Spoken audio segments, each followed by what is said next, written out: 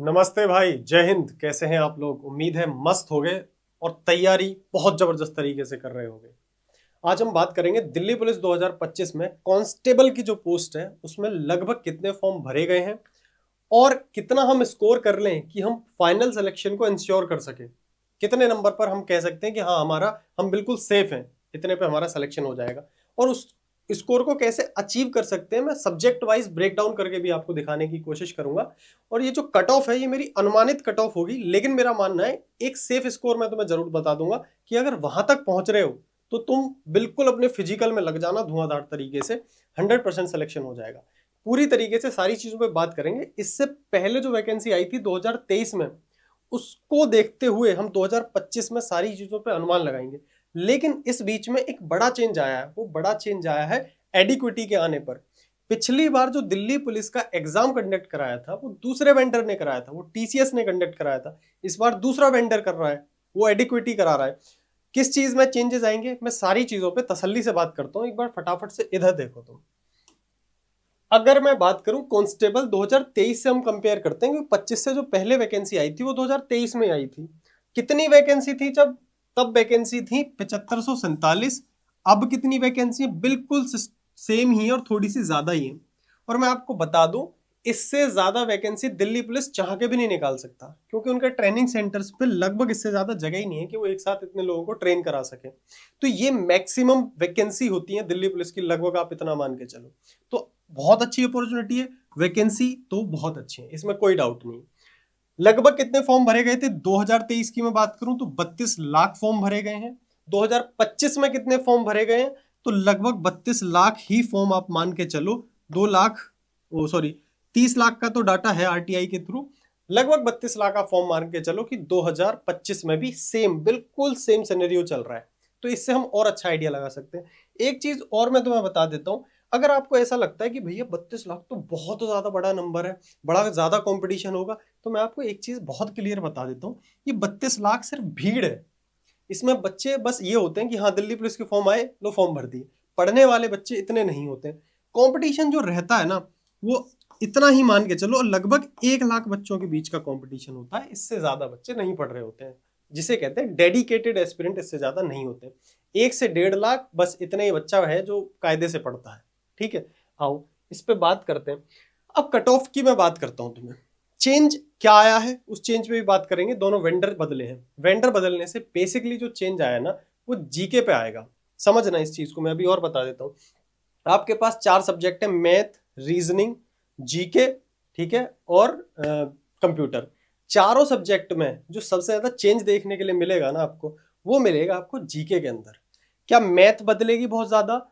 तो जितने हमारे अभी 2025 में एडिक्विटी ने एग्जाम कराए हैं, चाहे आप सिलेक्शन फेज की बात कर लो या और अभी सीजीएल भी हुआ है, इसमें ये चीज नोटिस करी गई कि जो मैथ के सवाल है ना, और रीजनिंग को भी अगर आप देखोगे तो बहुत ज्यादा चेंजेस नहीं आए। ठीक है, लेकिन जीके को थोड़ा सा बिल्कुल अलग तरीके से पूछने का प्रयास किया है। स्टेटमेंट वाइज क्वेश्चन हो गए, इस तरीके की चीजें हुई हैं। हाँ, तो मैं कह सकता हूँ जीके, और जीके का ही सबसे बड़ा रोल है दिल्ली पुलिस के अंदर। तो क्या करना है मैं बताता हूँ। हम जीके पे ना पूरा मतलब पूरा रिलाय करके नहीं चल सकते। जीके तुम कितनी पढ़ लो, तुम 100% नहीं कह सकते कि मैं स्कोर कर ही लूंगा। लेकिन अगर आपने मैथ मजबूत कर ली, रीजनिंग मजबूत कर ली, इन पे आप कह सकते हो कि हाँ मैं 15 में से 13 तो करके आ जाऊंगा, मैं 25 में से 23 तो करके आ जाऊंगा, एक कोई गलती से कट जाएगा नंबर। तो ये ऐसे सब्जेक्ट हैं, फंडामेंटल बेस के सब्जेक्ट हैं, इनमें नंबर खींचे जा सकते हैं। लेकिन जीके ऐसा सब्जेक्ट है, आप उसमें गारंटी नहीं दे सकते कि मैं इसमें नंबर लेके ही आ जाऊंगा। समझ रहे हो चीजों को? तो मैं इसमें भी बताता हूँ तुम्हें। पहले कट ऑफ देख लेते हैं एक बार। दिल्ली पुलिस कांस्टेबल की जो 2023 की कट ऑफ थी, जो डीबीपीएसटी और फिजिकल के लिए बुलाए गए थे ना, बेसिकली वो देखो दो ही कैटेगरी हम देखेंगे। अगर मैं जनरल की बात करूं, मेल कट ऑफ मेल की कितनी थी? तो ये थी 65 के आसपास। ठीक है, अगर मैं फीमेल की बात करूं जनरल की, तो वो थी 55 के आसपास। बाकी आप कट ऑफ और देखना चाहते हो तो वो देख लो। ये थी जब आप फिजिकल के लिए बुलाए गए, और ये आपकी फाइनल कट ऑफ लगी है। Final cut off.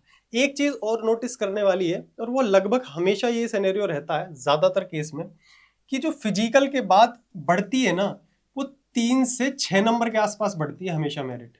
कितनी बढ़ती है? 3 से 6 नंबर के आसपास। 65 से 68 हुई है, या 66 से 67 हुई है, 57 से 58 हुई है। देखो एक एक ही बढ़ रही है यहाँ पे। यहाँ 55 से 61 हुई है। तो लगभग लगभग ऐसा मान के चलो 5-6 यहाँ बढ़ गई फीमेल की जो है। तो 5-6 नंबर फिजिकल के लिए जो बुलाए जाते हैं, मतलब आफ्टर जो आप सीबीटी दे के आते हो उसके बाद जो कट ऑफ लगती है और फाइनल जो कट ऑफ लगती है फिजिकल के बाद, दोनों में ऐसा मान के चलो 5 से 6 नंबर का अप्रोक्स अंतर रहता है। ठीक है, इतना मान लो। लेकिन मैं आपको हमेशा इस वाली कट ऑफ पे ही चर्चा करूंगा क्योंकि सिलेक्शन तो आपका फाइनल कट ऑफ से होगा। ठीक है, ये 2023 का डाटा है। अगर मैं बात करता हूं 2025 की, तो अप्रोक्स कितना आपका नंबर होना चाहिए कि वहां पे आप सेफ स्कोर मान सको? तो इस कट ऑफ के अकॉर्डिंग मेरे को ऐसा लगता है बिल्कुल सेफ अगर आप खेलना चाहते हो तो आप अपना ये टारगेट लेके चलो कि मेरे को 70 नंबर स्कोर करने हैं।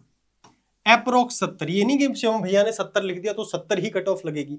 मैं एकदम सेफ स्कोर बता रहा हूँ। मेरा अनुमान ये है कि 70-71 नंबर पे अगर आप लेके आ जाते हो इतने नंबर, तो आप बिल्कुल सिक्योर हो, सेफ हो। एक चीज नोटिस करने वाली बात और है प्यारे भाई, कि ये जो मार्क्स हैं ये आपके नॉर्मलाइज्ड मार्क्स हैं। मैं यहाँ जो बात कर रहा हूँ ये रॉ मार्क्स की बात कर रहा हूँ। ये और भी बढ़ेंगे आफ्टर नॉर्मलाइजेशन, ये चीज आप अपने दिमाग में रखना। ये नॉर्मलाइज्ड मार्क्स है, रॉ मार्क्स से बढ़ ही जाते हैं जनरली नॉर्मलाइजेशन वाले मार्क्स। ठीक है, तो 70 नंबर आप ऐसा मान के चलो और कोशिश करो जब आप अभी तैयारी कर रहे हो, मॉक टेस्ट लगा रहे हो, कि आप 70 को टच करो, 70 से और ऊपर जाने की कोशिश करो। अभी मुझे पता है आपके 45 और 50 भी आ रहे होंगे, घबराने की जरूरत नहीं है। मैंने आपको 30 दिन की एक स्ट्रेटेजी बना करके दी है, वो वीडियो नहीं देखी तो वो वीडियो जरूर देख लेना, 30 डेज नवंबर वाली स्ट्रेटेजी, उसको फॉलो करो। एक महीने में तुम 15 एक नंबर का जंप तो मार जाओगे। अगर तुम 45 और 50 पे अटके हुए हो तो लगभग 65 पे पहुंच जाओगे तरीके से चलोगे तो। ठीक है, और मॉक टेस्ट कैसे देना है, और उससे कहीं बड़ी बात यह है कि मॉक टेस्ट को एनालाइज करना है। कैसे एनालाइज करें हम ताकि हमारे नंबर बढ़ सके मॉक टेस्ट में, इस पे वीडियो लेकर के आऊंगा। कमेंट में जरूर लिखना अगर आपको मॉक टेस्ट एनालाइज करना नहीं आता तो मैं ऐसा एनालिसिस बताऊंगा आपको कि आपके 100% मार्क्स बढ़ेंगे। मॉक टेस्ट को एनालाइज कैसे करना मैं बताता हूं। अब इधर आते हैं, देखो सेफ स्कोर कितना है, ऐसा मान के चलो 70 के आसपास अपना सेफ स्कोर रहना है। 70 नंबर अचीव कैसे करे जाए, मेरा क्या तरीका हो सकता है? अगर मैं पेपर दे रहा होता तो मैं हमेशा ये कहता, देखो मैं अपने मार्क्स यही लिखता कि मैं तो 15 में से 15 लाऊंगा मैथ में।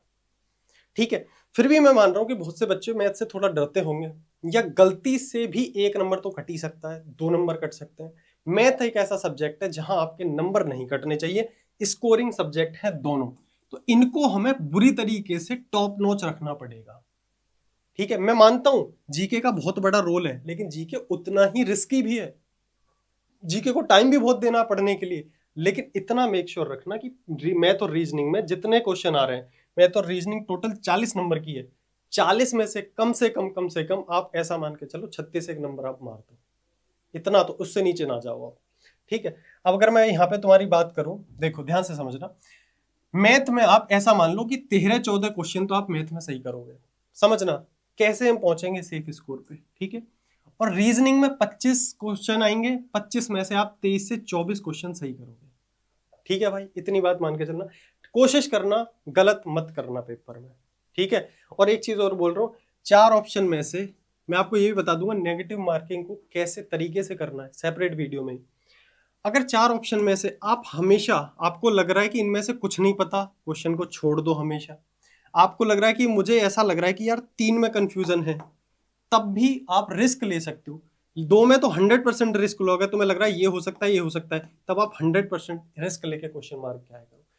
3 में रिस्क मत लो, 3 में ज्यादा बड़ा रिस्क हो जाएगा। 2 में हमेशा आपके नंबर बढ़ेंगे, ये सेपरेट कभी बताऊंगा। अब मैं बात करता हूँ कंप्यूटर पे। कंप्यूटर में ऐसा मान के चलो कि आप 10 में से 7 से 8 क्वेश्चन सही करोगे ही करोगे।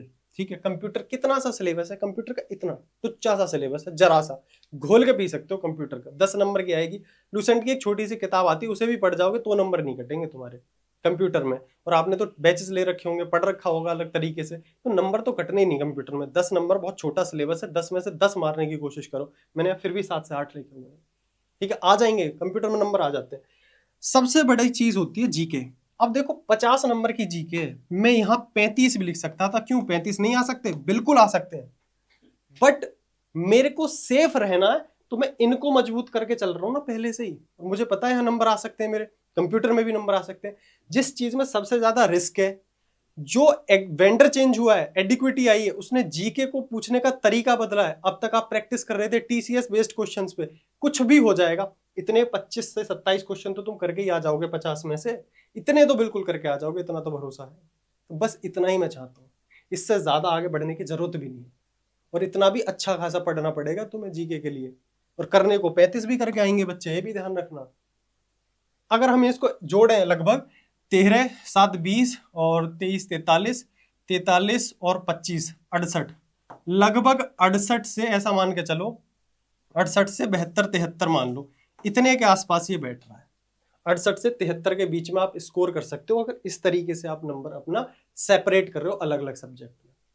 इतना मुश्किल नहीं है 70 तक पहुंचना, थोड़ा कायदे से ब्रेक करो, पर सब्जेक्ट ब्रेक करो कि मैं मैथ में इतना लाऊंगा, लगभग इतना लाऊंगा, ये चीज। अब लास्ट में मैं आपको एक चीज और बता रहा हूं, कभी भी एग्जामिनेशन हॉल में घुसने से पहले, जब आपका एग्जाम करीब आएगा मैं आपको बहुत सारी गाइडेंस दूंगा, जब भी कभी एग्जामिनेशन हॉल में जाते हैं आपको ये सोचना चाहिए कि मैथ में मैं 14 क्वेश्चन सही करूंगा, मैं 15 सही करूंगा, लेकिन इसको दिमाग में बिल्कुल बिठा के भी नहीं जाना चाहिए कि बिल्कुल अड़ गए। कई बार क्या होता है कि जैसा पिछले कभी सालों में पेपर नहीं आया, कई बार ड्रास्टिक चेंज आ जाता है पेपर में, तो आपको क्या आप सोचते हो यार मेरे से तो क्वेश्चन ही नहीं हो रहे, बट वो आपसे नहीं हो रहे, इसका मतलब वो किसी से नहीं हो रहे होंगे, वो पेपर ही बहुत ज्यादा टफ आ जाता है। तब उस टाइम पे क्या होता है, आप प्लान बना के गए थे कि मैथ में तो मैं 15 से 15 ही करके आऊंगा, लेकिन आपसे 11 ही हो पा रहे हैं, तो आप डिमोटिवेट हो जाते हो स्टार्टिंग में। तो ऐसा बिठाना नहीं होता है दिमाग में, क्या पता मेरिट 2023 में गई हो 65 और इस बार चली जाए 55, ऐसा नहीं होगा, जनरली नहीं होगा, बट मैं एक सिनेरियो भी बता रहा हूँ कि जिद किसी चीज की नहीं पकड़नी है। बात आ रही है समझ में? फिलहाल जैसा सिनेरियो हम देखते आ रहे हैं 2023 में, उससे पहले भी, उसके हिसाब से अगर मैं देखूं जैसा पेपर आ रहा है, तो बिल्कुल ये आपका सेफ स्कोर हो सकता है। इस तरीके से वाइफरगेट कर दो अपने मार्क्स को, और मॉक टेस्ट में ध्यान रखो एक एक सब्जेक्ट का कि मैं इसमें क्यों नहीं नंबर खींच पाया। अब बड़ी बात आती है मॉक टेस्ट, ये प्राइम टाइम चल रहा है मॉक टेस्ट के लिए, और उससे ज्यादा इंपॉर्टेंट है आप मॉक टेस्ट को कितना बेहतरीन तरीके से एनालाइज कर रहे हो। मैं लिख के दे रहा हूँ 95% स्टूडेंट्स को मॉक टेस्ट एनालाइज करने ही नहीं आते, और सबसे बड़ा रोल सिलेक्शन में मॉक टेस्ट को एनालाइज करने का है, विश्वास मानो इस बात का। अगर नहीं आते आपको मॉक टेस्ट एनालाइज करने, तो कमेंट में जरूर लिखना कि भैया मॉक टेस्ट एनालिसिस पे एक वीडियो बनाओ, मैं बताता हूँ आपको कैसे एनालाइज करना है सारी चीजें। उम्मीद करता हूँ आपको सारी चीजें अच्छे से समझ में आई होंगी। बिल्कुल मोटिवेटेड रहो, बहुत बेहतरीन मौका है 2025 में, 26 आएगा, बेहतरीन दिवाली से पहले नौकरी लगेगी, बेहतरीन वर्दी मिलेगी, और दिवाली पे चमचमा रहा होगा तुम्हारा घर। सोचो, थोड़ा इमेजिन करो और बेहतरीन तरीके से पढ़ाई में लगे रहो। 30 दिन की स्ट्रेटेजी बनाई हुई है, उसको फॉलो करो, चेन ब्रेक मत करो, सारी चीजों का ध्यान रहो और मुस्कुराते रहो। टाटा बाय बाय, नमस्कार।